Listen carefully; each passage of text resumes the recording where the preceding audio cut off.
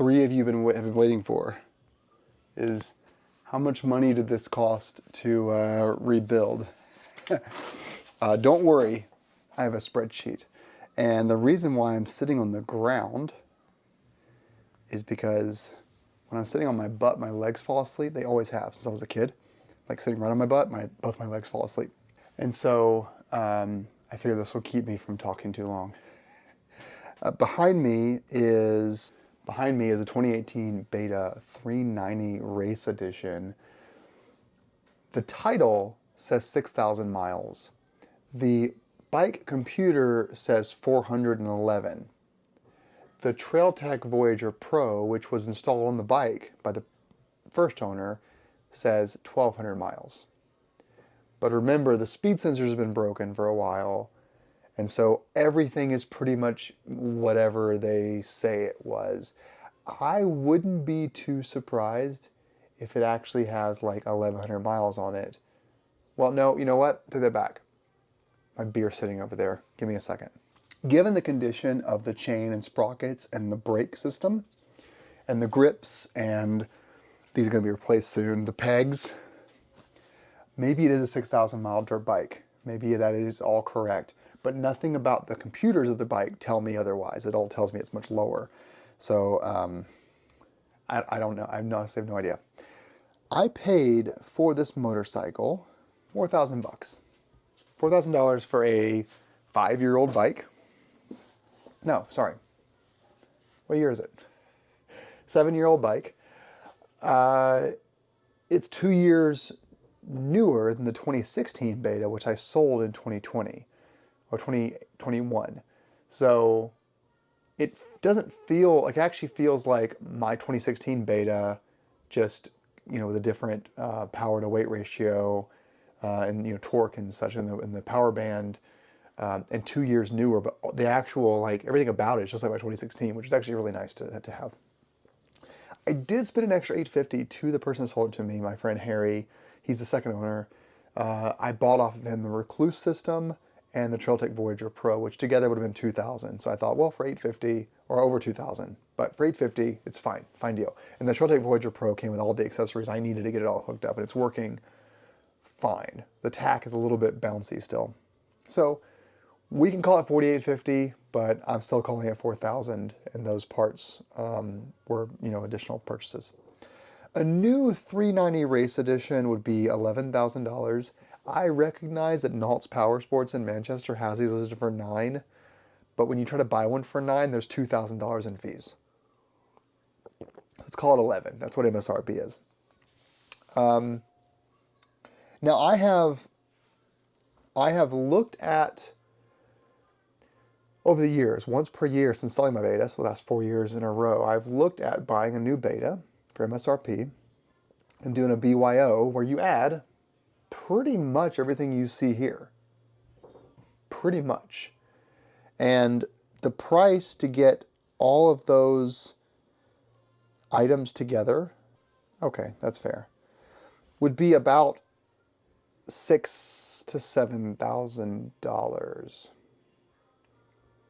And you're like, well, that's like a $19,000 dirt bike. Yeah, that's what you're looking at. I mean, you kind of look at, just close your eyes. If you order a new Beta for 11 grand and you add all the accessories, the BYO accessories, the Recluse, everything I've added, which I'll go through the list here in a second, all this stuff, it gets really expensive. Not to mention, you're going to be stuck with kind of shitty tires. You're not going to have the drive ratio you want. You're not going to have the DID, you know, X-ring gold chain that I wanted. You're not going to have the sign of EBC brake pads that I wanted. The tires, the heavy-duty tubes, or tubeless if you want to go that route. You're not going to have this 4-gallon tank or the radiator bulletproof guards, the seat concept seat, the risers, the TrailTech Voyager Pro, the Beta race suspension. All that stuff cost a lot of money. And so I kept for years holding off buying a new Beta because it's like buying a new GS. I wasn't just going to go out and buy a Beta. It was Beta plus all the extra shit. And so I've been trying to find a Beta that was local. It's hard. used in my price range where I could add all the accessories I want to and pay less than getting a new one. And so all I wanted is I wanted a Beta where the motor was in good shape and strong, and ideally not have a bent frame, which I didn't realize this until the day I went to go buy it from Harry.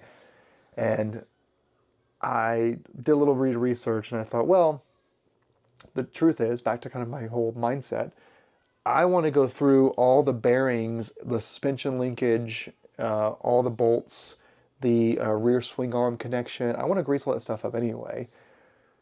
So, and I want to replace the radiators anyway because they're pretty compacted. They're not leaking, but they're pretty dented. And so replacing the frame isn't a big deal to me. So here's what I will say. Once I replace the frame, yes, absolutely, we're going to be in a situation where I'm closer to just buying a new bike. Now, the one fun part that hasn't been mentioned here is if you BYO your own Beta from Beta USA, you receive the bike just like this. And to some people, well, that sounds awesome. But for me, I like tearing bikes down and building them up. And so the opportunity to do it myself actually was pretty high. Like that opportunity cost, I didn't consider it to be a cost. That's just fun stuff. Okay. There were some things that were required for, what I call safety and reliability. And these are like essentially parts that if I bought a new Beta, I probably would have not needed these things. Okay? Because the bike would have come with most of this stuff new. It may not be the part that I wanted, but it would be new. So for example, an inner chain guard, had to replace this and this here on the swing arm because it was worn. Cooling fan kit, I would have to buy that, I guess. License plate holder, touch-up paint, oil change kit, headlight straps that were broken. The front fairing here, these headlight straps are broken. They're held on by zip ties, so I had to replace those. Protector for the silencer, that was broken. The headlight cowl, battery strap, silencer felt, the felt that goes over the exhaust silencer cover. The Öhlins TTX rear shock service. So if I'd ordered a BYO Beta with Öhlins, I would have paid like $2,000 extra for the rear shock that's Öhlins. This one came with the Öhlins, thanks to the first owner who paid extra for that. But I had to then service it for $1,355 to service the rear shock and the front shock and the front forks, and replace the springs was $1,355 total. What else? Lower chain guide, lower chain guard, upper chain guard, front rotor, back rotor, the X-Trig, foot peg springs, kickstand spring, clutch slave cylinder gasket, super sprockets, rear sprockets, super light front sprocket, so it's 50 teeth on the rear, 13 on the front. The DID gold X-ring, license plate bracket, the lithium-ion battery because the Beta comes with a non-lithium ion, so I had to buy this anyway. Engine ice coolant, trans oil for the clutch fluid, brake fluid, EBS centered brake pads front and rear, spark plug, air filter, front fork stanchions, almost done. Front brake line, I had to replace that. Again, a wear part that I wouldn't have to do on a new one. Some spacers for the body work, clutch bush washer, these are all clutch parts. Arms, O-rings, clutch push rod, and screws. Those were all part of the clutch service I had to do. That total was $3,162.99, so let's call it $3,200. So $3,200 in things that mostly half of that would not have had to do on a new Beta. So buy a Beta for $11,000, that stuff doesn't get done. So that's like, $1,500 in savings essentially. The rest of it though, like I would have done, or I would have done it by buying the race suspension, front forks, and the race Öhlins rear TTX or TRX shock. So it's kind of, you see how the math is a little confusing there? That's $3,200 for all that. This stuff here is completely optional. Now, I say optional, I would have added this to a new Beta. Guaranteed. I would have bought a new Beta and bought everything on this list for a new Beta. That cost is $2,300. So 11 grand plus 2,300 right out the door. I could have saved some money by doing the BYO Beta program, but some of these aren't available through Beta. So the Moto-minded bomber stop kill switch and the quad bomber switch is way better than stock. The Moto-minded LED Squadron Pro headlight with the dimmer switch also would have done that. The extreme skid plate, the heavy-duty folding brake pedal from Hammerhead, the Zeta brake cleveless, the Hammerhead folding shifter with my boot size. They're both size 13 for both those levers. The breather hose gas fuel tank cap, the IMS 4-gallon tank, the Acerbis front disc guard here, the Recluse CX 4.0 auto clutch, ODI lock-on grips, Polysport plastic kit. Would not have included that. Sorry, that's 133. That actually should have been. That should have been in the other list. Sorry. IMS Core Enduro foot pegs. Absolutely, I would have put those on a new bike. Tractionator Enduro IT on the front, and Tractionator Outback Race on the rear with new heavy-duty tubes that are 3 millimeters. The Moto Gnome tank bag. These are Acerbis frame guards, and the Enduro hog ignition cover over here. All that equal $2,300. So, other than the plastics, which were 182. Wait, right? No, sorry. 133. Other than the plastics, which was 133, that all would have been done anyway. So, not done yet. The steel oil pump gear set 224. New radiator cap for $40. A Moscow Reckless 10 on the rear. Beta ignition cover, gasket and cover, which is going to be 30 plus 1, so $200 for that. A replacement 4T frame is $1,128 before labor. I'm gonna do that myself, so that's $1,128 to replace the frame. And it comes painted and it comes stamped with a VIN, so it's authentic. It's through the dealer. And then finally a phone mount for $300. I know, that's what a phone mount cost. $300. So all in all, I spent $6,033 before ordering the rear Reckless 10 and the frame and the phone mount and the ignition cover and whatever else I mentioned, a couple of things here and there. The steel oil kit for $224. So what I spent was, let's call it $4,850 for the gear. $4,850 plus $6,033, which is $10,883. $10,883 is, I believe, less than $10,999. So, let's recap. I bought an unknown mileage Beta. Title says 6,000 miles.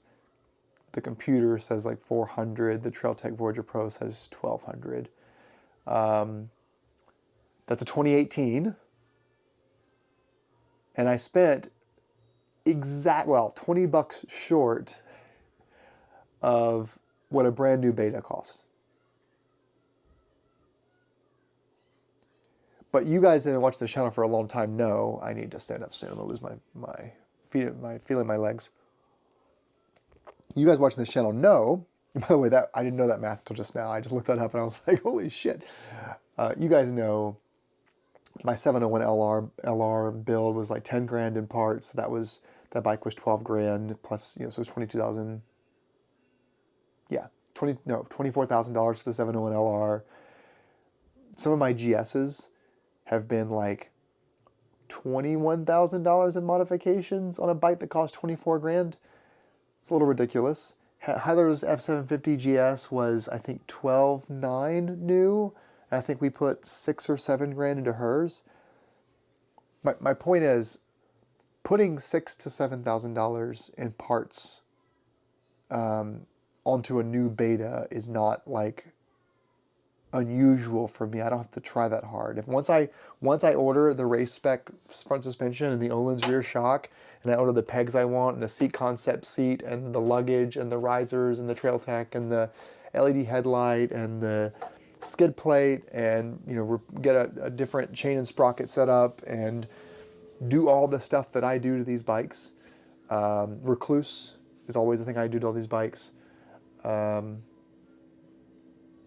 It quickly reaches like $6,000, quickly. And so 11 becomes 17 or 18 or 19, depending on how crazy I get. So, was this all a mistake? Well, here's what I'll say. I don't know yet because I haven't ridden, I've ridden it. I've ridden like half an hour, 45 minutes on this bike on the road to make sure it all works well. But, I think put the baby to bed. But if it's reliable, here's the thing. I have a baby. She's almost 2. I'm about to remodel my house where I won't be sitting on the ground anymore. And my mortgage payments are going to increase from like $1,000 a month to $4,500 a month. So I imagine that the GS I have and this Husky that I have and the Beta that I have are going to be my bikes for a while, especially when the baby starts needing to spend more than pizza. So I wanted a bike that was at the bottom of its depreciation that I could build up for the same price as a new one and enjoy it. And I hope this wasn't a bad financial decision. As long as the motor doesn't blow up and I can replace the frame, this bike will last me a decade or more. So, knock on plastic, we'll see.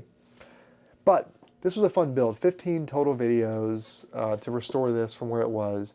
When Harry sold me the bike, it was completely rideable.